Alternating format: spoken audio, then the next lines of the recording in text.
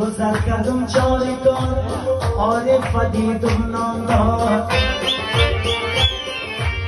تمرد مای چاریکار آقا شیرین دوست درشا عنایت پایانی تیر کرده خوب جوانی کسی دستگیرش نکرد ای بده رضای خانی ای پسیری درختی دور سید محفوظ استاده بود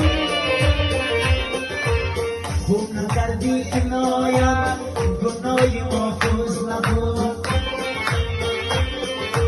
ای کل از پخمان دیدار حسنک شغلان دیدار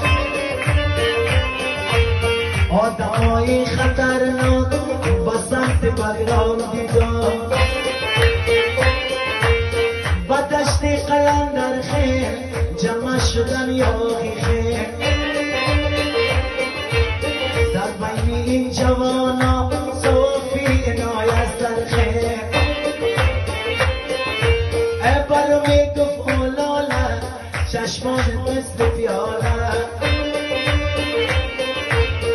خدا حفاظت بکن تا کفترم میپاله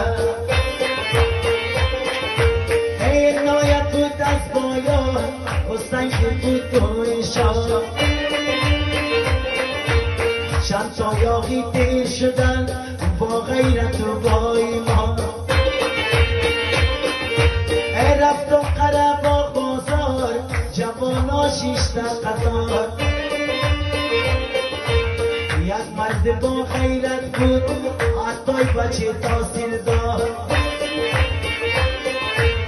با جوان هستم خلا بشنو از من این کلام چند تا یاقی دیر شدن با غیرت و با ایمان ای یاقی شده اینجا کشته شدن از اینجا و دفو هم داشت از خود یک نام نشان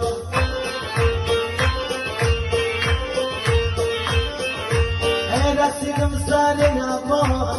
جواناش میخندر ما دو سه روز بیمار بودیم چقدر عزت انگار ای دچه کلاچی اکرم گوش کنیم قصه ستار ستار آمد خانه با بیش طاقت قرآنه گفت یاقی نشو بچه بری در بند خانه ستار گفت مدر جانم خدا از پشتیبانم